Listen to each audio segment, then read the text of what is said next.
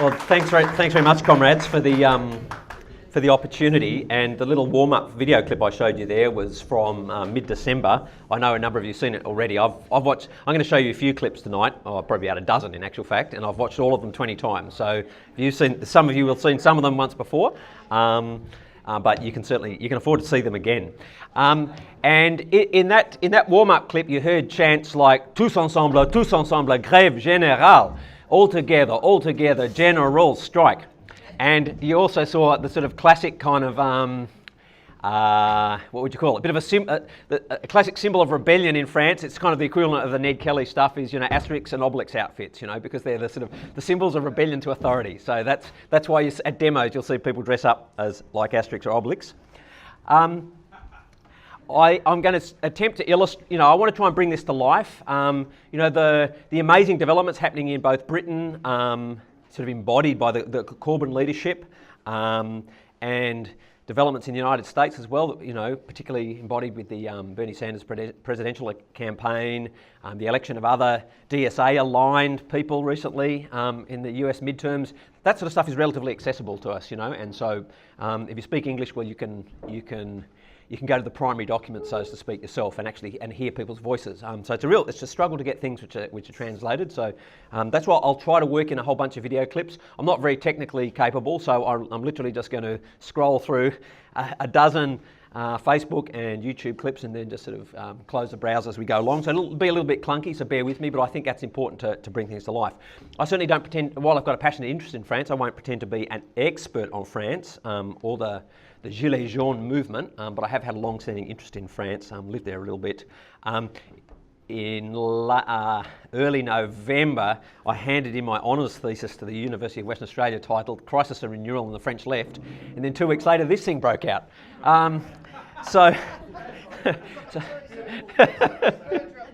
Yeah. Yes. I've got to step out for a bit, and I'm the bookshop. I need somebody to volunteer for the bookshop, or somebody maybe rusted for it already. All right. Yes, great, we've got one. We've got to take it. Thank you very much, Ben. Well done, comrades. Yeah, so look, this thing blew up. So, up until then, my talk for tonight was pretty easy, just basically condense the honours thesis.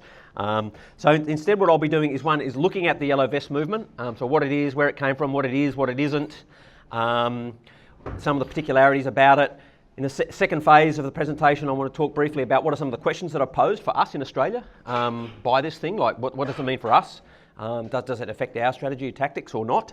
And then thirdly, I'll sort of return to what was going to be my original theme and just give you a bit of an outline of the French left and where it's at, with particular focus on the new movement in French politics, La France Insoumise, which is now the kind of dominant voice on the French left, but didn't exist 2 years ago. So that's a pretty sort of stunning development in French politics as well. Okay, now last Sunday was Acte IX of the Gilets jaunes. So the thing's been going on so that means for over 2 months now this mass movement has been happening. It peaks every Saturday, and that's why the Acte IX, because that was the 9th Saturday in a row where something's happened. Of course, lots happens in between, but I mean that truly is a mass movement and something we need to start getting a head around. Okay. I'll try not to teach you to suck eggs, and forgive me if I do. So you probably know that the impetus or the spark for this revolt, this uprising, was a dramatic rise in fuel tax, particularly diesel, that was implemented by the government of President Emmanuel Macron. And just to explain some context about why this caused so much fury and rage.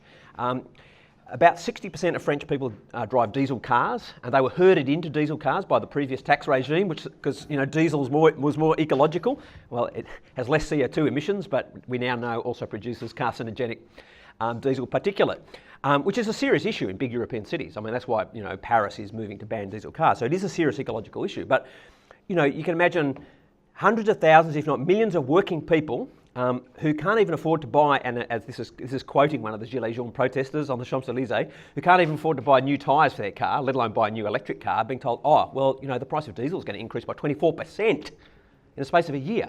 For people living on the breadline, people on minimum incomes. So that was the context, and there was things that further exacerbated it. One is that Emmanuel Macron last year succeeded, unfortunately, in pushing through far-reaching corporatisation of the rail network in preparation for privatisation. That's included the closure of thousands of kilometres of railway lines, and also removed the subsidy that the central government used to give to regional governments for their public transport budget. So in a so-called ecological measure, because it was touted as an ecological measure, those things have happened. To sort of further rub salt into the wounds, this ecological tax on fuel was not extended to air travel or cruise liners. And the other thing which you would be aware of that really riled people was that already in his term of government, his government had removed the tax known as the ISF, or in English, the Solidarity Tax on Wealth. So that was a direct tax on fortunes of over 1,300,000 euros. The tax didn't raise a huge amount, but the amount it raised was about equivalent to what would be getting from the increase in the diesel levy. So the sort of the symbolism of it just utterly outraged people, and I'll come to this in a moment. But you know, people who live in rural and regional areas are more deeply affected by that sort of change to tax regime on fuel, and that's why it very much.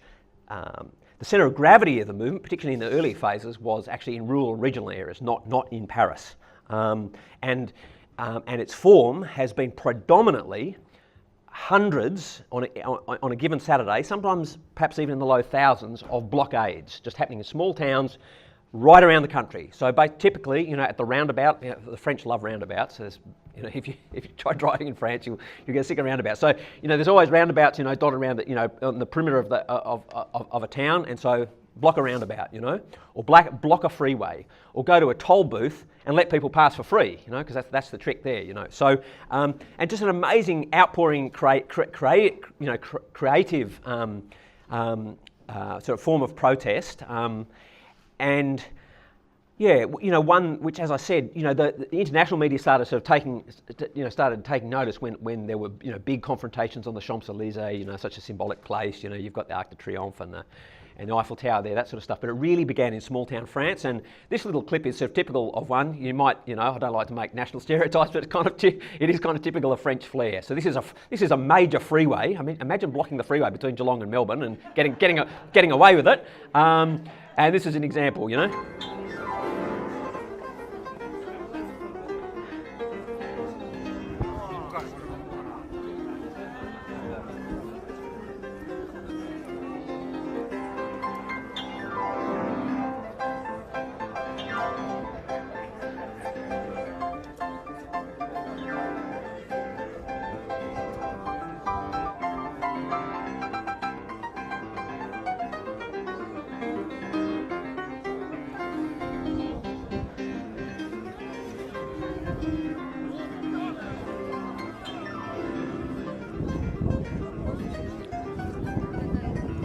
There you go. The bloke knows how to tickle the ivory, so that's fantastic. So, but the really important thing is that this has sort of quickly became or grew into a generalised revolt against neoliberalism and austerity, which has been grinding away in France just like it has everywhere else in the advanced capitalist countries. 1, 2. Oh, that's Cactus. You can hear me all right? Okay.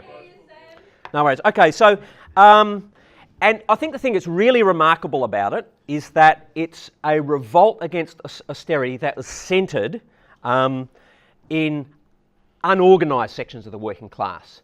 So people, you know, with casual, part-time, insecure jobs, people living in country towns, ununionised workers. So a section of the working class that very much thinks of themselves as being the forgotten people. And in lots of vox pops, that's how they describe themselves. They even see unionised workers as being part of the national conversation. They're not the forgotten people. We're the forgotten people, you know. And people who don't have pre-existing necessarily traditions, you know, ways of expressing traditions of struggle. I mean, of course, France has inherited traditions of struggle that they're tapping into, but they haven't been organised, you know, in that sense. And while the kind of neoliberal assault that's been happening everywhere since the early 1980s in terms of privatisation, cutbacks, corporatisation, blah, blah, blah, blah, tax on workers' rights, unions, it's been slowed in France relative to other countries. There was no kind of Thatcher moment kind of defeat in France, so it hasn't been as advanced in France, but nonetheless it has happened, and of course ununionised workers are the least protected from that phenomenon. So that's something really important to bear in mind. It also affects what you might describe as the class composition of this revolt as well, because so it's not just waged or salaried workers, but also includes small business owners, farmers, self-employed people, that sort of stuff. And that's important to bear in mind when we talk about some of the political heterogeneity and contradictions in the movement as well. And the other thing to bear in mind with France too is that wages are about 80% less in France than they are in Australia. I mean, housing isn't as expensive, but so about 80. Sorry, French wages are about 80% of Australian wages, so about 20% less. Yeah, sorry, not 80% less. So about 20% less. I said there's quite a lot of people who are working full time on the minimum wage.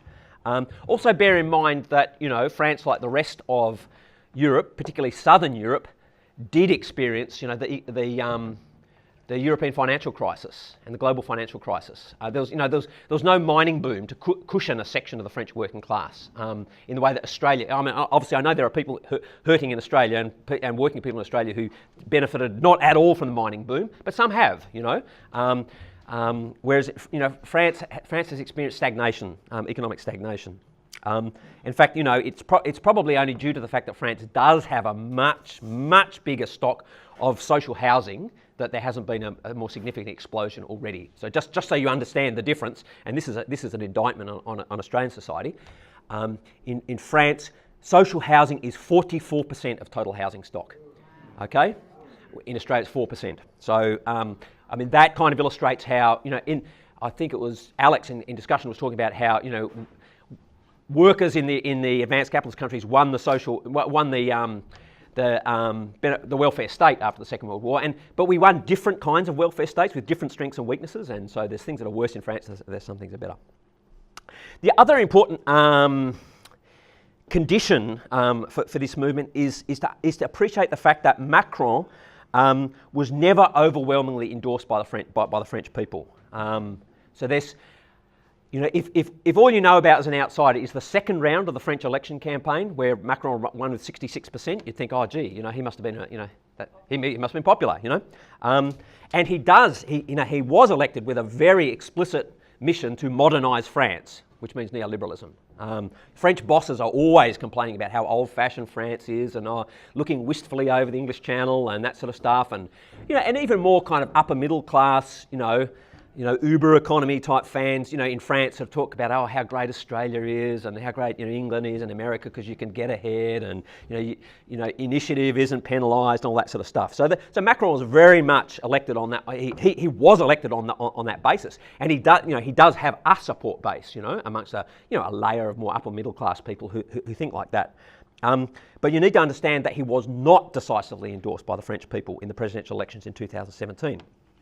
I mean, his party or movement that he formed only a couple of years ago is a funny thing. It represents both a rupture with French politics, but also continuity. So essentially, if you could imagine the right wing of the Labour Party and the left wing of the Liberal Party sort of fusing together to form a new party because of crises happening in both the Labour Party and the Liberal Party respectively, and this new wonder kid, who has neoliberal economics, but has kind of uses socially inclusive, progressive kind of language, sort of think Obama or Trudeau, but even more right-wing economically, then that's what Macron represents. And so, I mean, his political party sort of came out of nowhere and basically sucked all the ground away from the Socialist Party and from the Republicans, as the Conservatives now call themselves.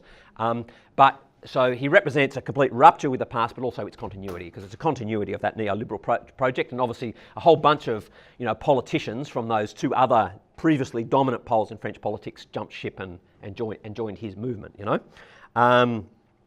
And that's why he sort of came out of nowhere and got elected as president. But as I said, in the first, France has got this 2-round system of elections. So it's not quite as bad as Britain first past the post, but you have one election, and if no one gets 50% in their own right, then you have a second round where the 2 top place goers have a runoff. So just listen to these stats. I won't bore you with too many statistics, but in the first round of the presidential election, he only got 24% of the vote. Okay, so the vote in the first round of the presidential election, the vote was effectively split by 4 ways between 4 front runners. So Macron with 24%, Le Pen from the far right with 21.3%, Francois Fillon, who was from the traditional right-wing, conservative bosses party, running on a bit of a sort of a Tony Abbott kind of platform because the centre ground had been taken from him by Macron. He got 20.01%. And then Jean-Luc Mélenchon from La France Insoumise, so certainly by Australian standards, a far left candidate, got 19.5%. So what you really see borne out in that first round of that presidential election is, we talk about the disintegration of the 2-party system here in Australia, but it's much more advanced in France, you can see. And the Socialist Party, which used to be the other part of the duopoly of French politics, I mean, it was never as bipolar, as Australian politics. Armand from the Socialist Party, he got 6.36%. Okay, so so the Socialist Party used to be a party that elected presidents. It got 6.36%. So the first round of the presidential elections is really a disintegration of politics as normal in France. So I just want you to bear that in mind. So it's not like Macron. I mean, Macron's public opinion now is a bit under 24%. Last opinion poll I saw, but it was and it rose a bit after his election. But that's where he came from really. So in the second round, as I mentioned before, he got 66% versus Le Pen, who got 33%. But the really, really important story from the second round of the French election was the enormous increase in abstention and blank ballots. In France, there's quite a tradition of, if you don't like any of the candidates, you just put in a blank ballot, So it's not a donkey vote, it's a conscious thing, it's a bit of a tradition of it. This is a statistic that matters. So in the first round of the presidential election, 949,000 people either didn't vote or put in a blank ballot. In the second round, 4.1 million people did that. Okay, so that is a lot of people who think this system doesn't stand for me. I haven't got a stake in it. I'm not even going to vote for any of them. Not even vote for Jean-Luc Mélenchon, which is a separate sort of issue or problem. So and France doesn't have compulsory voting, but it traditionally has very high participation rates compared to other Western countries. So you have to realise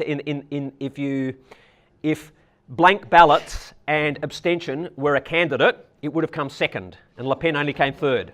So that's a fact.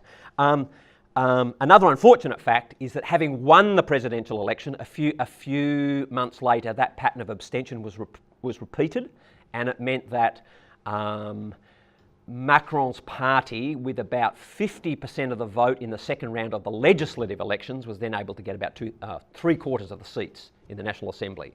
So this is Macron, no matter how unpopular he is, his allies have an absolutely thumping majority in the National Assembly, and so I just say that so you get a sense of how big and massive a sustained social movement would have to be to get him to turn course when he is fixed on the neoliberal course, and we're not there yet, even though it's very big. So we'll come back to that particular issue. As I said earlier, a real kind of centre of gravity of this movement was in the regions. I mentioned the fact the blocking of the roundabouts, opening of toll gates, all this sort of stuff. And so I mentioned before, the fact that there's often no public transport in these regions, sort of, really kind of added to the to the sense of grievance in small town France. And so I'll just show you this, to show you quick. This goes for a minute or so. This is just a clip of it's just a demo. It's one of probably dozens of demos happening that day in the town of Clermont-Ferrand, which is about 140,000 people. It's where the Michelin tyre factory is. So this is on the outskirts. This is in the burbs of Clermont-Ferrand in early December.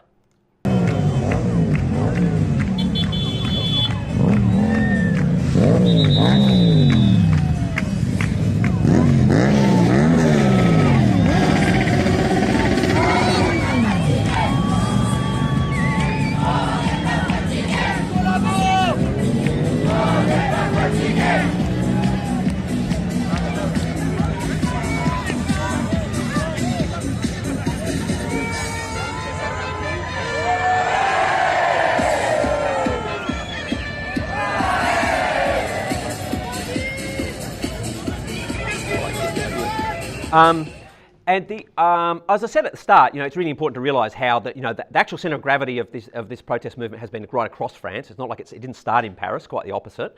And it sort of comes to the attention of the international media when there's these scenes of confrontation in Paris, and which are important in their own right, and we'll come to them.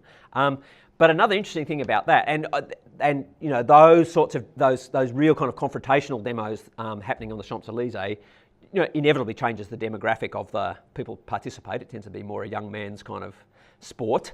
But even there, it's really interesting. So particularly in the first few weeks, Le Monde newspaper, which has not supported this movement by any means, but they did an analysis of of about 323 people who were arrested.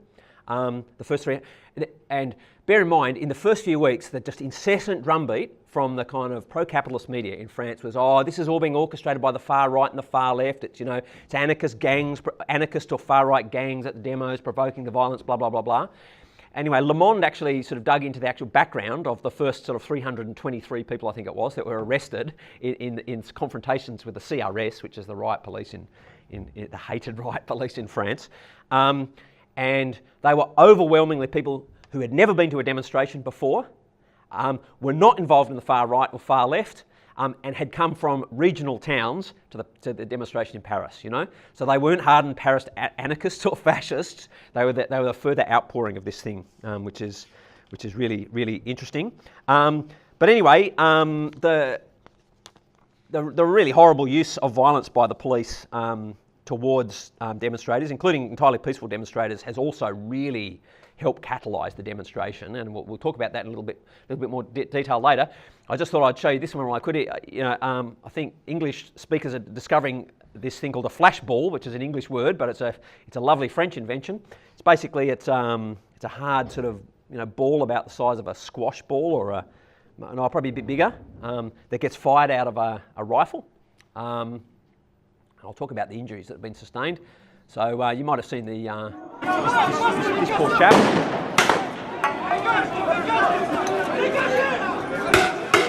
And you don't want to cop one of these in the eye. I'll give you the tip. And then a little bit later you see a journalist being hit as well. That was a journalist copping in his foot.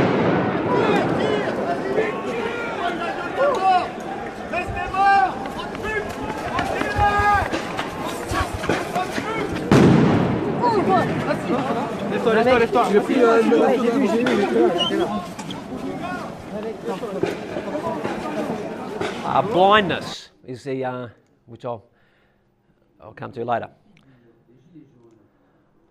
I'll stop that one from playing. Okay. The other really fascinating dynamic that's important to understand about this movement is that women have been disproportionately involved in the organisation of it, particularly in these rural and regional areas. And the clip I'm about to show you now, I'll just show you the first kind of 2 minutes, which is just the opening sequence, because if you don't speak French, you won't understand it, but it just sort of gives you the kind of vibe, right? And this is like a special half-hour report, but imagine a French equivalent of 7:30 report, special weekday investigation, and their theme this night. This is in late December. Their theme this night is women at the centre of organising the Gilets jaunes protests. And the narrator, I won't sort of, I'll translate a few little bits and pieces as we go, but the main thing the narrator says at the start is they are part of the Gilets jaunes. Ingrid, a support worker. Florence, a homemaker. Dominique, retired. Sylvie, a poultry farmer. For them, this movement marks a new beginning. Bonjour. Comment ça va? Ça va et vous? Ça Depuis va. la This is dernière fois? Ingrid we're Oh oui, impeccable. encountering. Bah ça va. Ouais, Ça va, ça en va. forme. Ouais. Macron Ça va. dégage, Macron On resign or get lost. Ingrid Leva-Vasseur, 31 ans, aide-soignante, affiche son combat sur son dos depuis un mois. En fait, ils vont nous endormir. Eux, ils veulent passer Got her Noël au demands chaud. on the back of her Ils vest. pensent qu'ils nous apaisent avec leurs Oui. mesurettes, parce que c'est des En petites quelques mesures semaines, et tout. elle Et s'est puis, imposée eh ben, comme un d'ici leader mois, ils vont naturel. Et puis, In est-ce the qu'on last va few pas weeks, she prendre has encore emerged plus as a cher? natural Je vais leader. prendre un petit selfie avec vous, ça vous dérange pas. D'accord, si vous voulez. Vous n'êtes pas une star, mais pour moi... Well, you're vous not a l'êtes. star, but for me, you're a Ça va star. devenir. he says. En Normandie, elle a été désignée référente locale par le mouvement des Gilets jaunes. On sent qu'elle vient du peuple, donc elle est peut-être pas comme les autres. Ah, You pour know, moi, c'est... she's a leader, but she comes from the Ah, people. oui, Maybe oui, she's not oui, like the énormément. others. Et si vous voyez, quand elle parle à côté des médias ou à côté des politiques, personne ne lui coupe la parole. Et personne cherche à la contredire tout de suite, en fait. Voilà. Bon courage. Ça, Ingrid. Bah évidemment, je suis émue. Ouais, Je suis émue. Et vous pouvez être fiers de He's, vous. you know, et, he's given a big tout le monde est fier de Vous vous. allez me faire pleurer. Non. Ingrid, bon courage. Merci. Est-ce que je peux vous embrasser? Oui. Oh, bah, on attendait Oh, can I give you a kiss? And the guy said, Ingrid oh, we're all participe à waiting son for you to premier ask. mouvement social. Comme elle, beaucoup de femmes ont vu leur vie basculer depuis qu'elles portent un gilet jaune. Elles sont femmes au foyer, mères actives ou retraitées. Elles ont 30, 40, parfois 60 ans. They're 30, 50, Elles ont sometimes rejoint le even 60 mouvement years old. avec l'espoir d'augmenter leur pouvoir d'achat, d'améliorer leur quotidien. Nous avons suivi 3 femmes qui ont mis leur vie de côté au nom de leur engagement. Ingrid, maman de 2 enfants, vit avec 1189 € par mois. C'est la Ingrid, révélation single mom, de cette révolte. with 2 kids, living on the minimum wage. Dominique craint pour l'avenir de ses enfants et ses petits-enfants. She worries Cette about the grand-mère future est of her prête à children and prendre her tous les risques pour faire plier le gouvernement. Je suis contente d'être venue pour que tous les gilets jaunes se fassent voir. Mais là, c'est vrai que ça commence à un petit peu être... À 54 ans, Florence, femme de ménage, gagne en moyenne 650 € par mois. Avec son gilet jaune, elle prend sa revanche. C'est la révolution des femmes. Je pense que les Retired, femmes, elles sont 54, sorties. the minimum wage, Et, with her c'est yellow pas vest, facile de les she's laisser getting her rentrer revenge. à la maison. Moi, je pense que je suis bien ici. Des ronds-points aux Champs-Élysées jusqu'au discours du président, elles vont vivre une semaine décisive. Okay, the revolt of women. So there we go. So it's not hard to understand why this is the case, because of course women are disproportionately concentrated in sort of precarious, part-time, low-paid jobs. All those neoliberal cutbacks to public transport, pensions, all that sort of stuff makes life harder for women. And of course, it also has the particular effect of pushing the costs of social reproduction back onto the family and back particularly onto the shoulders of women. So it's no mystery that this has taken place. And the next photo I've got up there for you is Sunday before last. So the big demonstrations have peaked on Saturday, but Sunday before last there was a women in yellow vests protest, and so that's you can see that's a lead banner. I'm not even sure what city this one is, but précarisé, vulnerable, discriminated against, in revolt, women in the front line. And there was another ripper that went with this one. Where does that arrow thing? Okay, let's see if it's there. So you can see people in the demo there. Oh, I deliberately wanted that one because the sign that the woman, with the feminist fist has got pasted to the back of her yellow vest is double shift, double demo.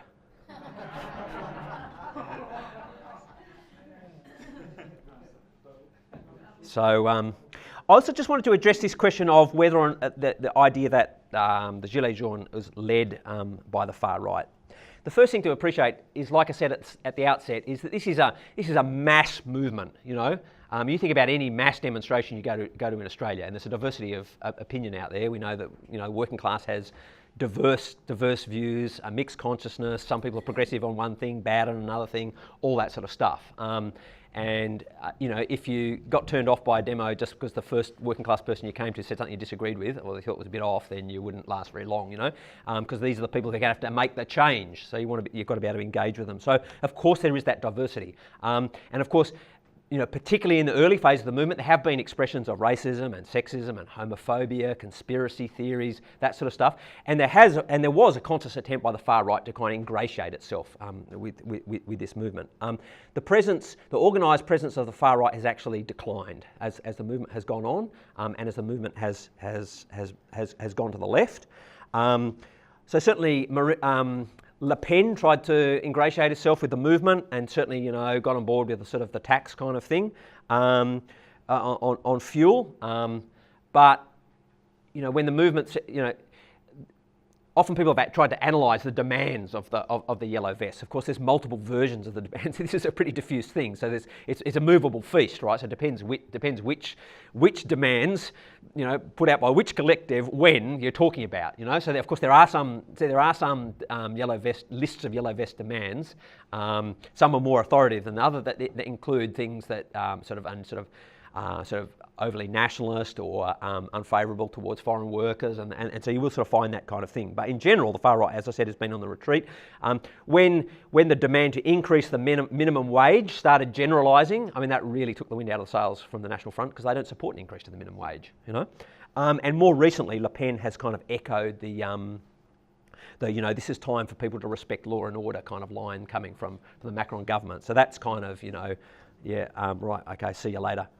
More successful has been a guy called Nicolas Dupont-Aignan, who comes from another kind of small right party, but from a more kind of Gaullist, that is to say kind of peasant tradition, Gaullist kind of folksy kind of background. So he's in the second round of the presidential elections, he kind of allied with Le Pen, but he maintained his independence and sort of has subsequently kind of dropped her kind of thing. So he has made more gains, but the greatest gain in terms of, according to opinion polls anyway, has actually been the left-wing leader, Jean-Luc Mélenchon.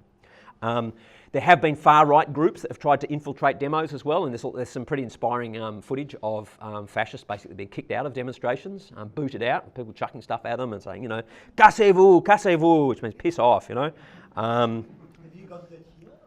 Yeah, I'm not on this one, sorry, but yeah, no, it's good.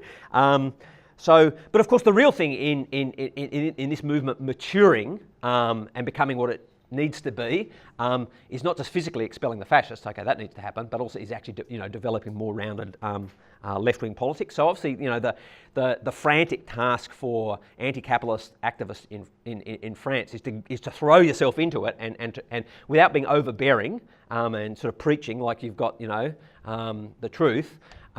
Engaging with people and trying to move things to the left, and also help the movement start to actually gain some proper democratic forms as well, and just move beyond kind of self-appointed sort of Facebook administrators, which is how it started, which is not a bad thing, but you have to, it has to grow beyond that.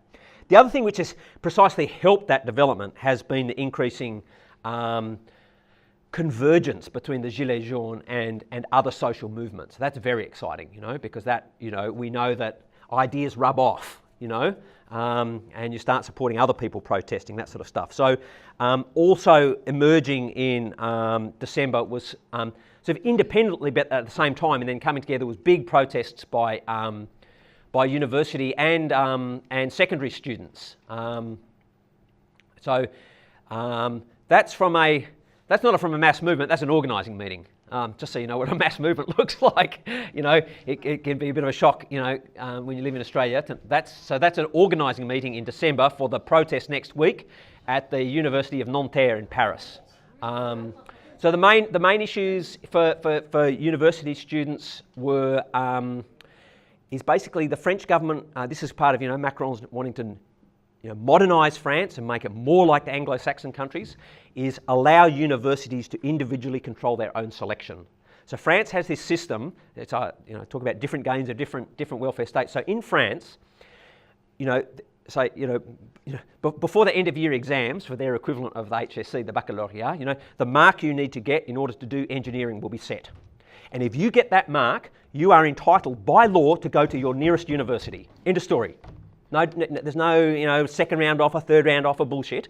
You're entitled to go, And Macron wants to sort of break that apart and allow the universities to pick and choose and all this sort of stuff, which then opens the door to, elite universities, to not so good universities and all that sort of stuff. The other thing he wants to do is to increase fees for foreign students by fourfold. So we've seen the big So there's been some big university student protests and secondary student protests, and okay. So I'll just play a bit of this one because it's subtitled too, because that really help you. I want you to be able to connect with some of it. So here's a bit of a clip from high school students and their teachers striking against education reforms.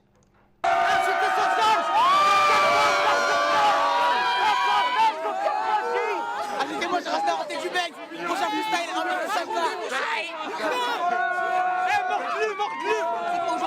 préavis de grève générale, je crois. Et en fait, c'est les lycées entre eux, enfin, ils s'organisent de manière interne. Nous, notre lycée, on ne savait pas que les lycées allaient venir, mais on est quand même venus. Et c'est une initiative de chacun en fait. Et en France, on est habitué à manifester en fait. Donc c'est vraiment une sorte de culture en fait de la France. L'organisation syndicale des enseignants ont déposé un préavis de grève pour permettre d'accompagner les élèves qui se mettent en mouvement. Plus particulièrement aujourd'hui, on était appelés de toute façon à manifester.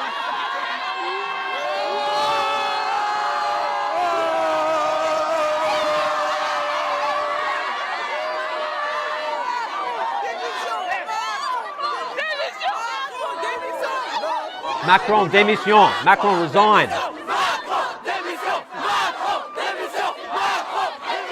Nous nous battons contre la réforme du bac qui crée une ségrégation sociale et également contre l'augmentation des prix des études supérieures pour les étrangers. On trouve que ça va totalement contre les valeurs de la France et de l'éducation normalement, et aussi contre la réforme du bac, notamment qui va inclure 40% du bac qui sera en contrôle continu. Le contrôle continu, on sait très bien qu'il n'est pas le même selon les professeurs et selon les écoles, et qui va donc créer des différences de classe sociale, des inégalités entre par exemple les banlieues et les milieux favorisés. Macron n'a rien investi. Vous la voyez, la réalité, c'est que les gens ils sortent dehors, c'est tout. Si on est autant dehors, c'est qu'il n'a rien fait. Donc on est parti ce matin de notre lycée pour venir au rectorat pour montrer notre mécontentement et notre inquiétude à l'égard de la réforme, surtout pour nos élèves défavorisés socialement, qui se sont mobilisés, dont on est très fiers aujourd'hui. Certains profs font grève et d'autres, on va dire, voilà, une grande majorité, ils sont en cours. Par exemple, notre lycée, nous, il est resté ouvert et on peut aller en cours, ça veut dire, mais nous, on préfère manifester parce qu'on en a marre, nous.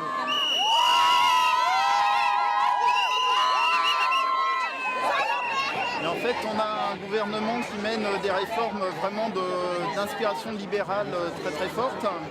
Et aussi bien au niveau de l'université où ils ont établi une sélection dans des filières où il n'y avait aucune sélection jusque-là, où il suffisait d'avoir le baccalauréat pour de droit pouvoir prétendre à une place à l'université.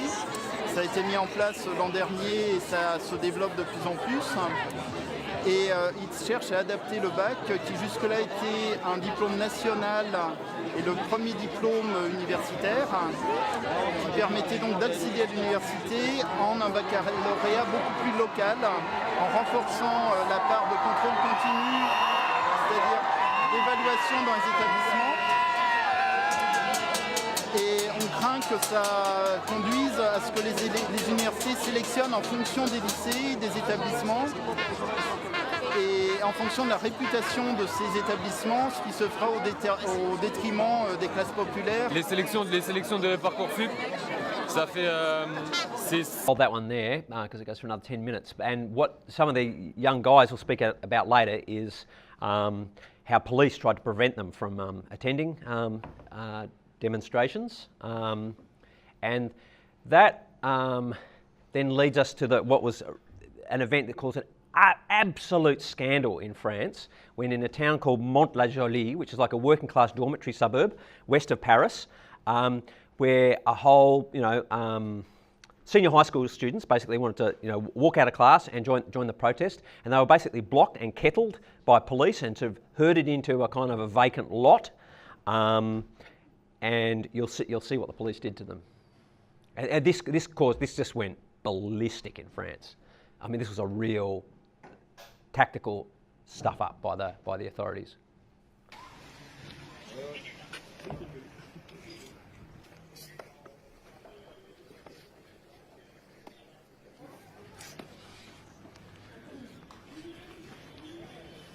Voilà une classe qui se tient sage.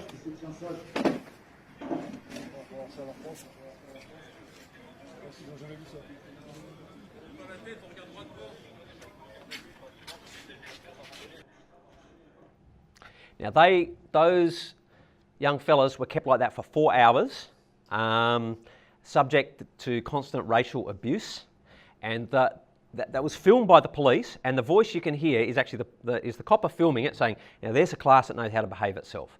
And the police deliberately leaked that onto social media with the hope that would deter other people from protesting.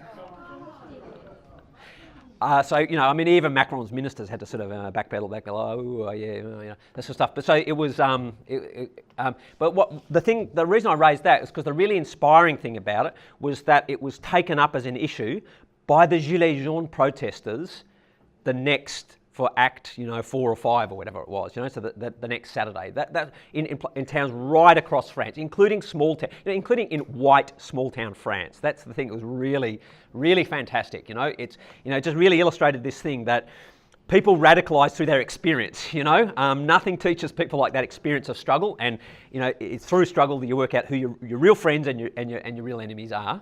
And so there's just a great little selection of photos of people at the in cities around.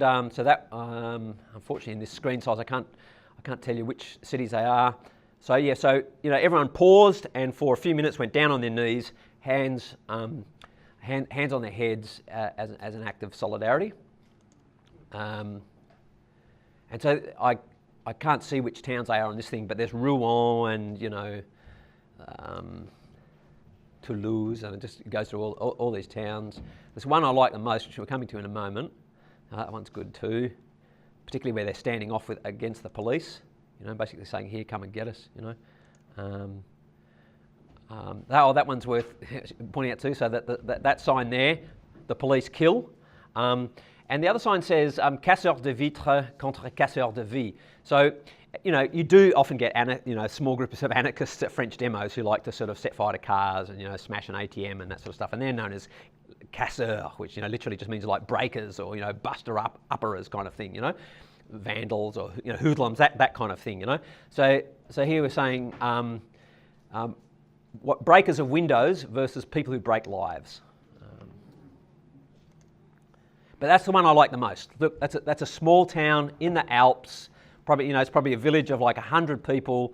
Be very white. You can even see the hills in the background.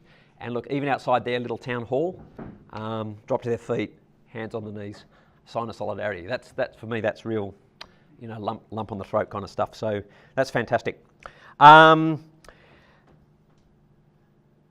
other clip I'll show you as well while we're crunching through these Facebook video clips, which I know Sarah's seen, because I've shared the hell out of this one too. So when in Acte III, I think it was, in city of Montpellier in the southwest, the Saturday was the same day as the annual march against violence against women. And the Gilets jaunes were already occupying the town square, so they parted to form a guard of honour for the annual march against violence against women as it came into the town square, and you'll hear the chant shouting, "Stop, stop, stop," or "Violence faite aux femmes." So stop, stop, stop to violence against women. This one is just totally moving,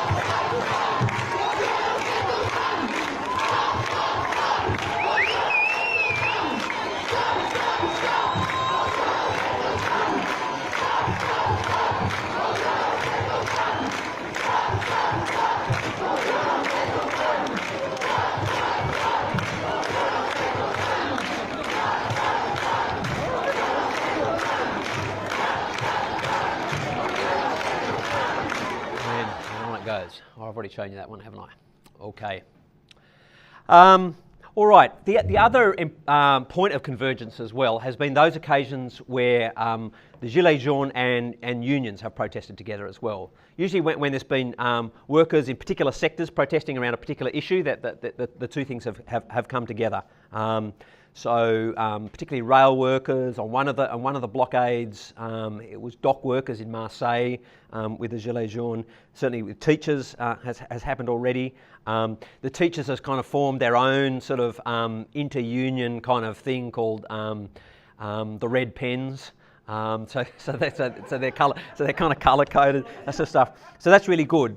However, however, we do have to note the fact that the union movement as a whole has not unambiguously come out in support of this movement. So in places it has, and in places, you have to remember that France has a sort of fractured union scene. There's not one ACTU like there is in Australia or the equivalent in Britain or Germany. So there's about 5 trade union confederations with different histories and different political slants. But usually at the workplace, you'll have a combined union sort of committee and people organise things together. So it's not necessarily an obstacle to unity of the working class. On the face it appears less united, but in practice it can actually be more united. And in a number of locations, the union movement has, particularly in regional confederations, like the Geelong Trades Hall, that kind of thing, has come out and wholeheartedly supported and that sort of stuff. But at the national level, the combined confederations meeting has not done that. And in the mobilisation before Christmas, they even put out a statement, emphasising the importance of peaceful protests.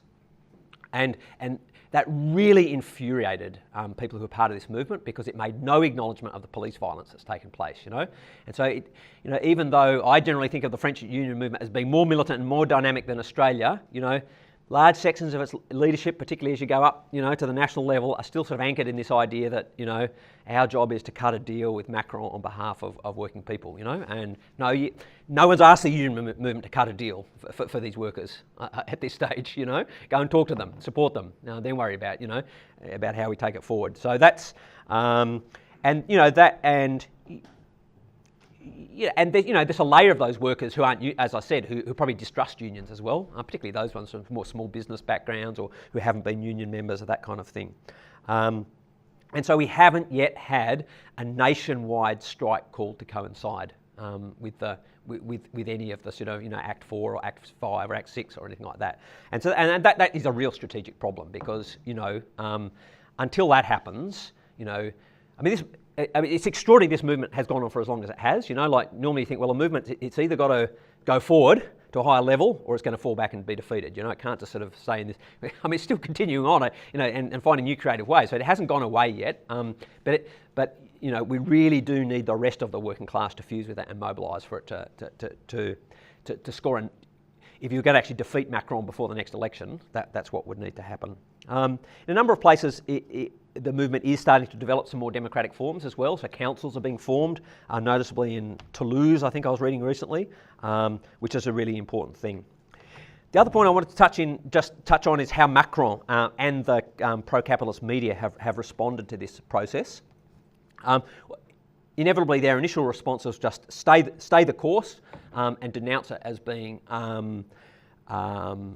being manipulated by the far right, and also a really heavy degree of snobbery as well. Particularly by sort of liberal sort of media columnists. Sort of pouring scorn on people who are basically uneducated bogans. The sort of French equivalent of that kind of scorn on these people. Who aren't educated, they don't know about politics and this sort of stuff. Really, really foul kind of snobbery. But very quickly, according to opinion polls, it had 80% support, and Macron's approval plunged to below 24%. So his response then was to defer the fuel tax, not cancel it, but defer the increase and stay the course. And then, with the hope that would make it all go away. And then about 2 weeks later, just before Christmas, he had to come out and make the big repentant "I'm listening" speech. And acknowledge that how many French people are hurting and lots of blah blah like that. And that's where he also made the supposed promise to increase the minimum wage, which then got reported everywhere, around the world. Macron agreed to increase the minimum wage. Isn't this fantastic? It shows protest works. It does show that protest works, but you need to understand he did not promise to increase the minimum wage. He promised to increase the take-home income of a worker on the minimum wage by essentially increasing subsidies through the tax system for workers on the minimum wage through the tax system. So we'll cut other social programs in order to give you a little bit more money in your pocket. And he explicitly said with no extra cost to the employer. So it's just, the whole welfare state and welfare system is based on workers paying for their own welfare anyway. You know, the bosses don't contribute, we do it, you know. And so this was about driving that reality even further, you know. So some other poor bugger was going to have their allowances or their program cut to pay for this so-called increase to the minimum wage. But anyway, Macron did that with the hope that it would then fizzle out over Christmas and New Year, which it hasn't done. So then the tone has changed since Christmas, New Year. It's like, we've made the concession, now enough is enough. And so they really escalated the threats of violence and the shrill rhetoric about this is a threat to democracy and all this kind of this sort of stuff. So I just wanted to give you a little bit of a sort of a heads up on what the violence has actually meant. So government orders. The government gave explicit orders and this came from a police union representative who leaked this to the media. The explicit orders that for rubber bullets to be aimed at the heads of demonstrators, even though this is technically illegal. Medics and journalists have been specifically targeted. At least 82 people have been seriously injured. 12 demonstrators have lost eyes. 4 have lost hands. So if a tear gas canister hits your hand at full, you know, it'll take it off, you know. It did filter through in our media, was that an elderly woman in Marseille who was four stories up and was closing her windows to escape the tear gas, got hit directly by a tear gas canister and died. Over 4,500 people have been arrested and kept in police cells since the beginning of the movement, and there are 216 in prison now. Harsh custodial sentences have been handed out to demonstrators fighting back against the police. So like 2 years jail for throwing stones. 4 months suspended. A 4 month suspended sentence for shouting at a pro-Macron politician, "We need a guillotine." And also more recently, people are being preemptively arrested for organising illegal demonstrations. And one of the prominent Gilets jaunes organisers was arrested last week. But you know, people are really sick of the police violence. So a kind of a media case was this one. Now I'll explain the story after you see how handy this bloke is at. This is the boxer, right? This is the boxer. You've given the punchline away. All right, so to speak. Watch for the bloke who jumps over the railing and takes on 4 police by himself.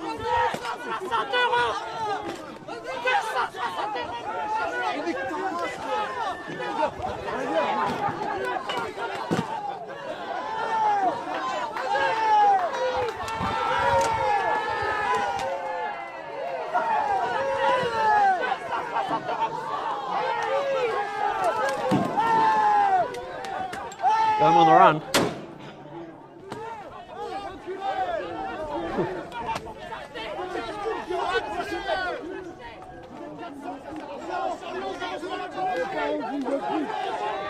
So that was Christophe Dettinger, former 2 times French middleweight boxing champion, who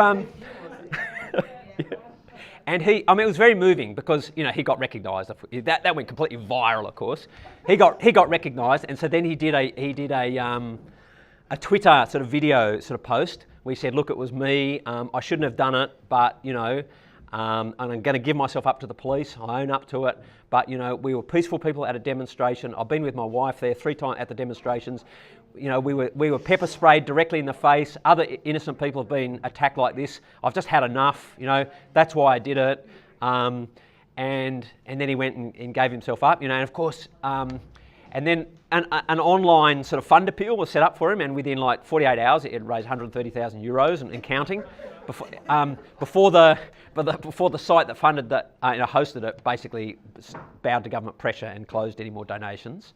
And of course, you know, the government just went ballistic. You know, not just about him, but about the donations to his cause. You know, this is outrageous, rah. So, I mean, lots of hoo-ha about it. You know, so it's a really it became a bit of a media event. You know. A lot of the judiciary is also supporting this movement, because I saw some photos where the judges and prosecutors and so on were actually protesting. there have been protests, particularly by sort of middle layer, magistrates, this sort of stuff.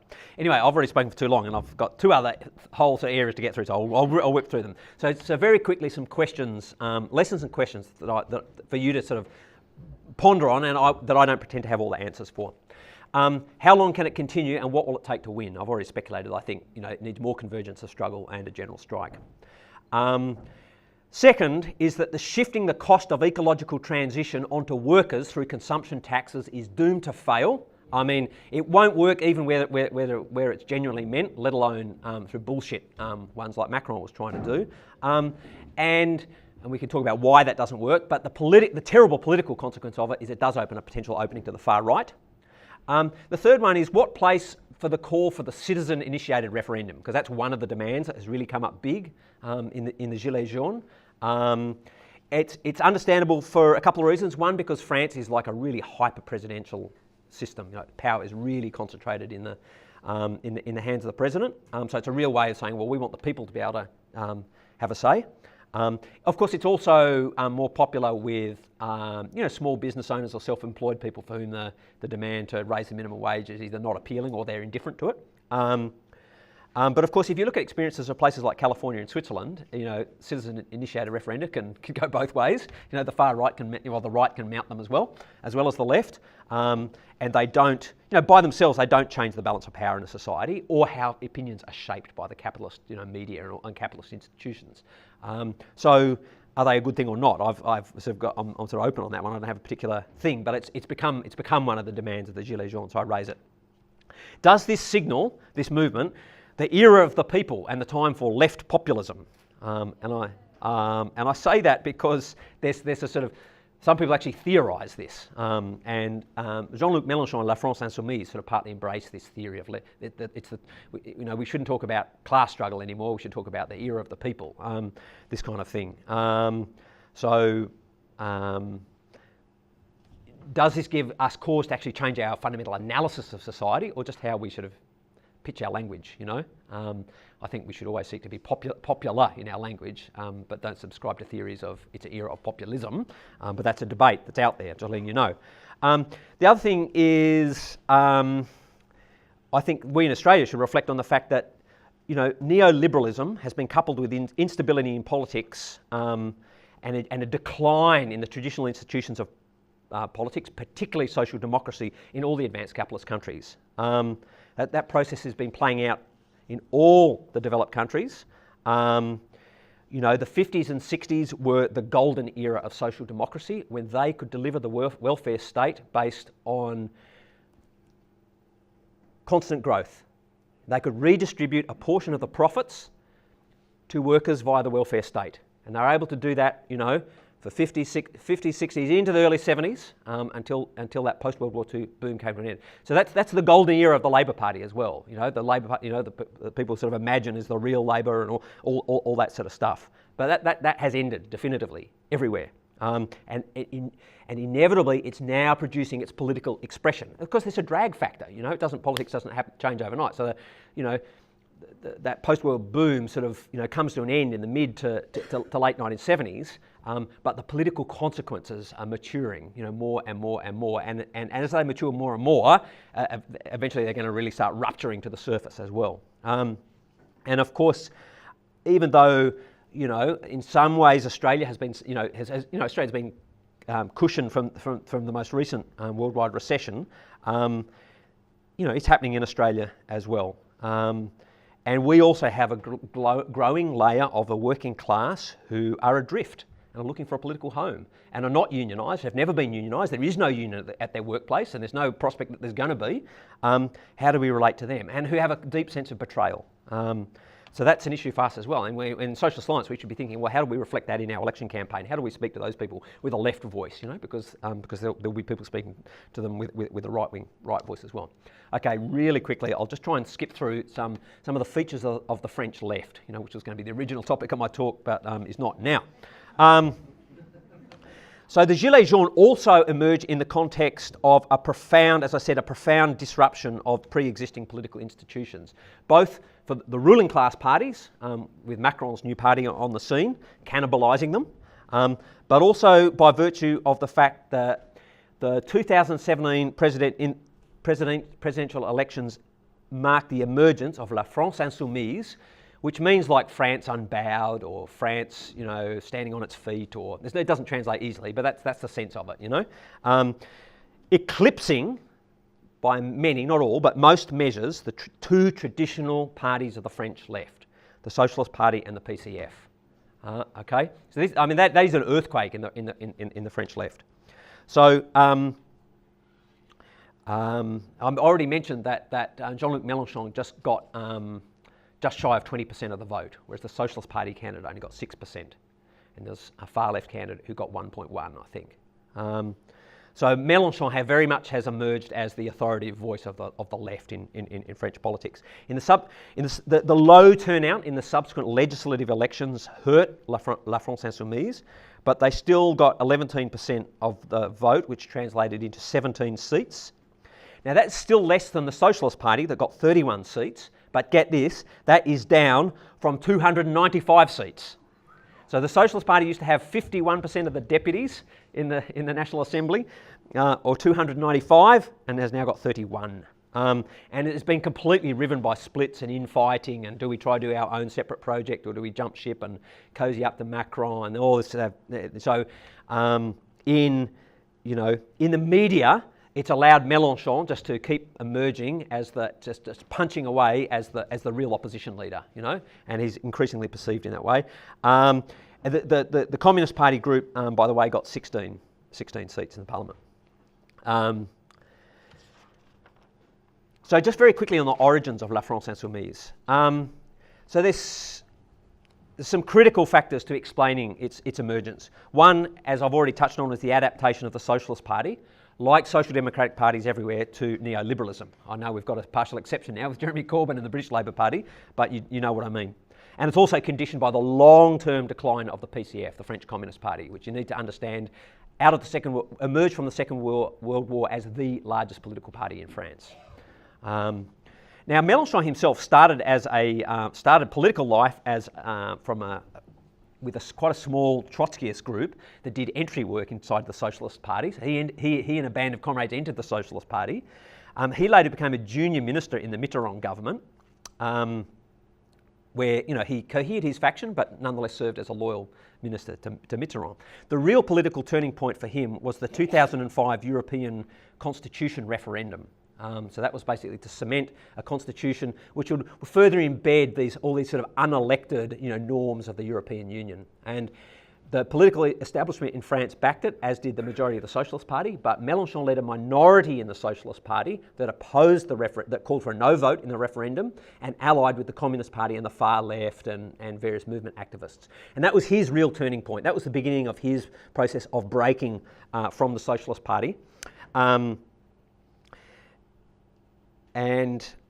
Which he did in 2008. So in late 2008, he split from the Socialist Party to form the Parti de Gauche, or the Left Party, which very soon after then proposed an alliance with the Communist Party and a few other smaller groups called the Front de Gauche, the Left Front. So that was formed in late 2008. Parallel to this, and also reflecting this maturing space for people who were pissed off with both the Communist Party and the Socialist Party, the Revolutionary Communist League, which came from the Trotskyist tradition, also sensed this mood and launched a new political project called the New Anti-Capitalist Party. And that was formally launched in January of 2009. I went to its founding conference, and very quickly, the Revolutionary Communist League had a membership of 2,000, and the New Anti-Capitalist Party quickly had a membership of 9,000. And that was sort of off the back of some really great presidential campaigns that the LCR, the Revolutionary Communist League, had run in the mid-2000s with their candidate, a guy you might have heard of called Olivier Besancenot, who was a postal worker, and a great sort of media performer, really humble but really able to get politics across. So there was sort of competition for this space, and the relationship between these two projects would become pretty important. And would actually become a dilemma for the New Anti-Capitalist Party. Mélenchon proposed to the New Anti-Capitalist Party that they join his left front, but they declined and decided that they could go it alone, which in my opinion ended up being a mistake. And they then suffered some subsequent splits Most significantly, before the 2012 election, probably about 40% of the new anti-capitalist party left and became a group called Ensemble, which went into this left front. And so then in 2012, you had Mélenchon as the presidential candidate for the left front. From memory, he got about 11% of the vote. But after that, Mélenchon became increasingly frustrated with the left front. Whereas in the early phase, he needed the Communist Party as allies, as a prop, as a step to project his project forward. For him, the Communist Party had actually become a hindrance. And the reason for that was because the Communist Party, even though it was declining, historically declining, still maintained, dotted around the country, a number of what is known in France as its fiefdoms. So places where it was still very influential on local government and was in alliance with the Socialist Party to protect those fiefdoms or bastions. And this drove Mélenchon wild because the PCF's continued alliance with the Socialist Party at local government level frustrated his ability to project the left front as a clear-cut alternative to the Socialist Party, particularly as we go into the 2012, 13, 14, as the Socialist Party is being more and more tainted by its association with neoliberalism and cutbacks and privatisation under the Hollande government. That was the previous president. And so he unilaterally, in 2016, announces the creation of La France Insoumise. You're either with me or you're not. I'm doing it, and I'm going to be the presidential candidate. And he just did it, And so it was a gamble, and it was a gamble that paid off, basically. And so I just want to now briefly look at the character of La France Insoumise. It claims 580,000 supporters. It's a bit hard to judge. You can just join online, so there's obviously a huge variation in activism around that. It is a party that is particularly dependent on the personality and charisma of Mélenchon, both his skill as an orator and as a ruthless tactician, and is kind of a product of France's, as I said, ultra-presidential system as well. So even though Mélenchon says we need a sixth republic, where power is in the parliament, not in the president, nonetheless he's a very presidential kind of guy, So I'll just quickly play you this clip, which is about his 2017 campaign. À Lyon, à Paris. Les choses se... I just had to pause that because he even famously deployed a hologram in his 2000 election campaign where he was speaking live to a mass audience in Lyon and then appeared as a hologram at a mass audience in Paris. Pas comme prévu, parce que je ne vais pas les raconter que j'avais prévu que Sarkozy, Juppé seraient dégagés, puis après Hollande s'en irait tout seul, puis que Valls se prendrait une tôle pareille. Je veux dire, toutes les révolutions commencent comme ça. Et la révolution citoyenne, c'est pareil que là. Ça commence par un moment où l'ancien système n'a plus pied en lui-même. Je ne fais pas semblant d'avoir une doctrine révolutionnaire. D'accord ? Je ne fais pas semblant. Alors des fois, je fais semblant de parler d'autre chose. Est-ce qu'il y a de la violence en moi? Mais oui, mais vous la trouvez... Mais ça vous perdra, c'est ça? T'as vu ça? T'as vu? C'est dégueulasse, c'est ça. Allez, on s'en va. Au revoir. Toujours, ça se trouve, ce type est au pouvoir et vous êtes au courant de rien? Qui aurait imaginé il y a encore 2-3 mois, des gens en train de crier on va gagner dans un meeting que j'animais. 3, 2... J'aurais pu te bordéliser ton plateau. Il ne faut pas me tutoyer, monsieur Mélenchon. Donc là, les courbes se sont croisées avec Hamon, et maintenant, on s'occupe du suivant dans la liste. Le suivant dans la liste, c'est monsieur Fillon. C'est plus compliqué. Si on le rattrape, ça change tout. La République inachevée, tant que le peuple n'est pas souverain dans son pays, en tout et pour tout. Et rappelez-vous qu'on ne représente pas une secte, mais le peuple français. D'accord? À partir de ce soir. Collez-vous-le bien dans la tête, ça va vous donner de la respiration. Et sinon, on aura bien travaillé, et puis voilà. He is a stunning orator. Like he's one of those people that can speak for an hour and a half, keep the audience completely captivated, unlike me, sorry Petrina. No, he can keep the audience completely captivated for an hour and a half, just speaking off like 3 notes, and moving around the room the whole time. So his preferred thing is these, it's very French the way they do these massive things where the stage is in the middle, and so he's turning around all the time, speaking to different parts of the crowd, that kind of thing. So fantastic orator with a real skill at explaining politics philosophy, economics to ordinary working people in a language they can understand, but that he's not condescending. He's got absolute gift for it, you know. But he's criticised as well, and so well, I won't be able to go into that much now. We'll talk about that in discussion if we have the chance. I mean, he's criticised by the far left for instance, being sort of left reformist and not explicitly having a project to, you know, overthrow the capitalist state. He's also criticised for his French nationalism and emphasis on French particularism, French kind of nationalist secularism. But I would say the real, which are true things we can talk about. For instance, in 2012, you know, everyone brought red flags to his presidential election campaigns. This time they were told to bring the French flag, you know. But the real issue, in actual fact, is the lack of democratic structure in this thing that he has created. Mélenchon insists that it's not a party, it's a movement. Exactly what that means, I don't know, right? Because in the kind of ordinary definition of a party, it's a party. Like, it stands for something political and it runs candidates in the election. For most people, that's a political party, you know. And he, you know, with Mélenchon, in my view, there's a fair bit of sort of throwing the baby out with the bathwater in terms of wanting to reject things that are bad, you know, in terms of traditions and practices of the left. But there are some things that we've done in the past that weren't actually too bad, you know, that are worth remembering and learning from, and all the rest of it. He's particularly sort of influenced ideologically and organisationally both by Podemos in Spain and by Chantal Mouffe, who co-wrote the book with Ernesto Laclau. I forget the title of it now. It was the sort of seminal, you know, post-Marxism, post-structuralism. What is it, John? Hegemony and Socialist Strategy, which sort of, yeah, you know, it's anyway. So, you know, we shouldn't be talking about the working class anymore. We should just be talking about the people. Anyway, I won't go into it. We can, if people want to, we can. So, I mean, but this Chantal Mouffe, who teaches at the London School of Economics, she's Belgian actually, but she's a special guest speaker at their summer universities and that sort of stuff, as well as lots of really, you know, other fantastic and interesting people. They have a really impressive web and social media presence. They do lots of online polls of members, but that still leaves the question, who decides the question in the online poll, you know? They have conferences involving thousands of supporters, and they're really impressive conferences, but who attends is drawn out of a hat, you know? So hundreds of thousands of members say, I'd love to attend the conference, and then, you know, 4,000 lucky ones get drawn out of the hat to attend. So who constructs the agenda? You know, it's a thing which has no constitution, no delegated conference. Supporter groups that do the wrong thing can get shut down. Even though it's supported by Mélenchon's own party, the Parti de Gauche and Ensemble, there's no formal affiliation kind of process for parties. There's no factions. There's no leadership election. So in some ways, it's kind of like an anti-capitalist version of Get Up.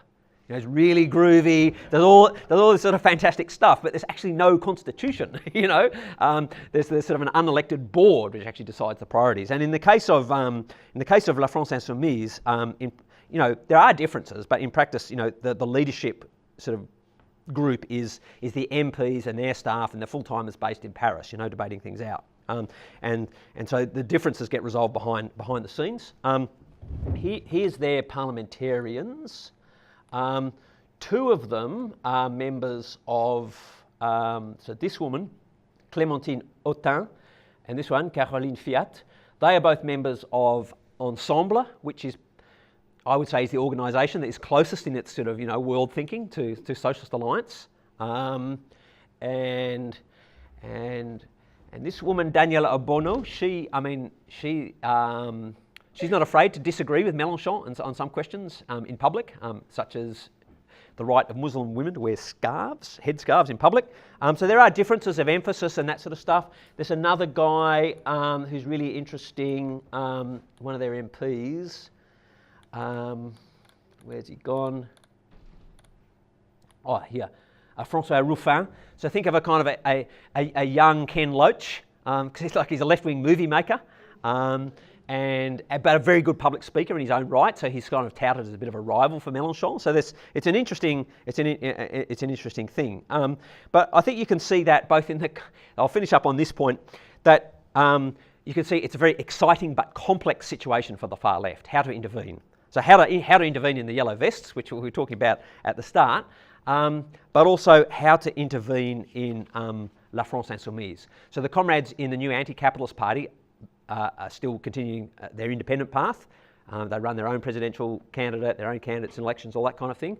Whereas the comrades in Ensemble are working with and part of La France Insoumise. You know, their judgment is, you know, this thing is so massive and it's got so much momentum and it's attracting so many good people. We need to be part of it, notwithstanding its limitations, the fact that it doesn't have a democratic structure. We need to be in there and part of it. But even within Ensemble, there are different factions based on how to do this. You know, there are some comrades in Ensemble that think they should virtually sort of dissolve into La France Insoumise. Some that want to maintain a very independent presence, supportive but independent for Ensemble, and another faction that's got a bit of a position in between. So you can see it's an immensely complex and difficult thing to know how to intervene into all that.